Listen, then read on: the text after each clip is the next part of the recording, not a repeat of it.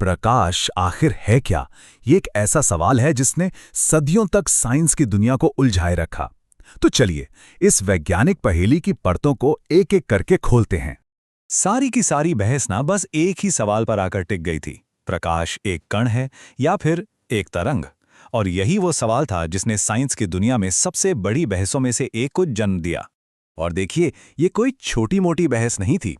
इसने सिर्फ फिजिक्स को ही नहीं बदला, बल्कि हम असलियत को यानी रियलिटी को कैसे समझते हैं उसे भी हमेशा के लिए बदल कर रख दिया।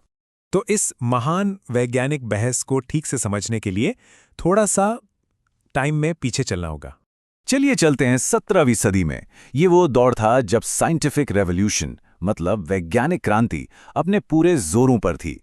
और यहीं पे दो जबरदस्त दिमागों और उनके बिल्कुल अलग अलग एकदम विरोधी सिद्धांतों के बीच एक सीधी टक्कर देखने को मिली। तो एक तरफ थे सर आइजैक न्यूटन। साल था 1675। उन्होंने अपनी कॉर्पस्क्यूलर थ्योरी दी। उनका मानना था कि लाइट या प्रकाश किसी भी सोर्स से निकलने वाले बहुत ही छोटे छोटे और तेज चलने वाले कणों की एक बौछार है। इन कणों को उन्होंने नाम दिया कॉर्पस्कल्स। मतलब न्यूटन ने ऐसे सोचा कि जैसे किसी बल्ब से अनगिनत छोटे छोटे पार्टिकल्स सीधी लाइनों में निकल रहे हों। और तो और उनका यह भी मानना था कि जो अलग अलग रंग होते हैं ना, वो इन कॉर्पस्कल्स के अलग अलग साइज की वजह से होते हैं। लेकिन कहानी में ट्विस्ट आया। न्यूटन के आइडिया के ठीक एक साल बाद ही क्रिस्टियान हाइगन्स एक बिल्कुल उल्टा आइडिया लेकर आए। उनकी वेव थियरी कहती थी कि प्रकाश कणों की तरह नहीं बल्कि तरंगों यानी वेव्स की तरह किसी मीडियम से होकर फैलता है। हाइगन्स का तर्क था कि प्रकाश असल में एक डिस्टर्बेंस है, स्पेस में एक वाइब्रेशन है, बिल्कुल वैसे ही जैसे शांत तालाब में पत्थर फेंकने पर लहरें बनती हैं। अब जाहिर है ये न्यूटन के पार्टिकल वाले आइडिया से एकदम अलग था। तो लीजिए, बन गई एक जबरदस्त वैज्ञानिक टकराव की स्थिति।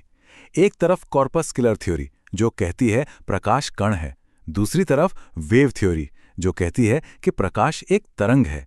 ये दोनों आइडियाज एक दूसरे से जरा भी मेल नहीं खाते थे। और देखिए, असली बात ये थी कि इन दोनों थ्योरीज ने एक बहुत ही जरूरी पॉइंट पर अलग अलग भविष्यवाणी की। वो पॉइंट था किसी घने मीडियम में प्रकाश की स्पीड। न्यूटन की थ्योरी के हिसाब से स्पीड ज्यादा होनी चाहिए थी, जबकि हाइगन्स की थ्योरी कहती थी कि स्पीड कम होगी। अब ये एक ऐसी चीज थी जिसे एक्सपेरिमेंट करके साबित किया जा सकता था। चलिए अब कहानी में और आगे बढ़ते हैं, क्योंकि 19वीं और 20वीं सदी में जो नई नई खोजें हुईं, उन्होंने इस कहानी में कई हैरान कर देने वाले मोड़ जोड़ दिए। साल 1873 में जेम्स क्लर्क मैक्सवेल ने अपनी इलेक्ट्रोमैग्नेटिक थ्योरी पेश की।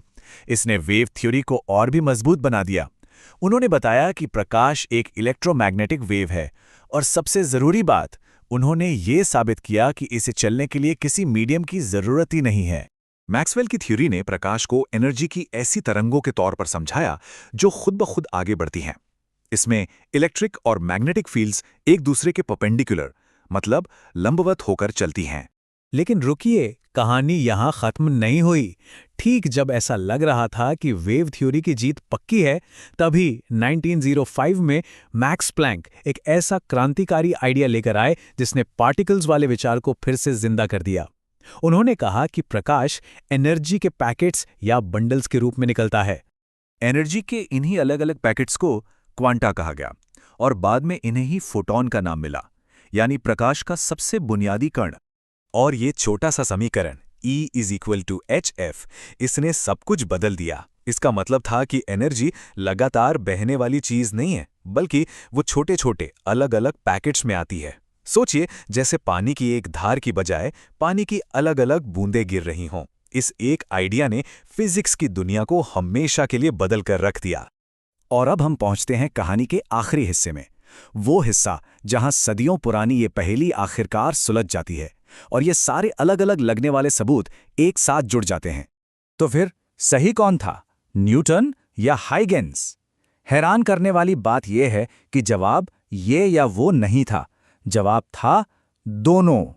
इसी को कहते हैं वेव पार्टिकल ड्युअलिटी, यानी तरंग कण द्वैतता।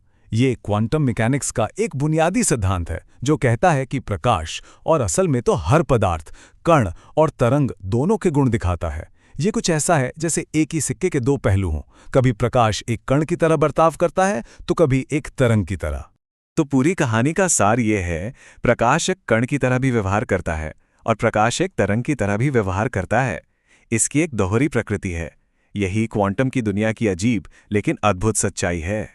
तो चलिए इस पूरे सफर को एक बार फिर से देखते हैं। 1675 में न्यूटन की कॉर्पस्कुलर थ्योरी से शुरुआत हुई, फिर 1905 में प्लैंक की क्वांटम थ्योरी तक हर एक आइडिया ने हमारी आज की समझ को बनाने में अपना योगदान दिया। तो ये चर्चा इस सवाल के साथ खत्म करते हैं, अगर प्रकाश इतना अजीब हो सकता है तो इस ब्रह्मांड में और क्या-क्या है जो अपनी ऐसी ही दोहरी प्रकृति को छुपाए बैठा है।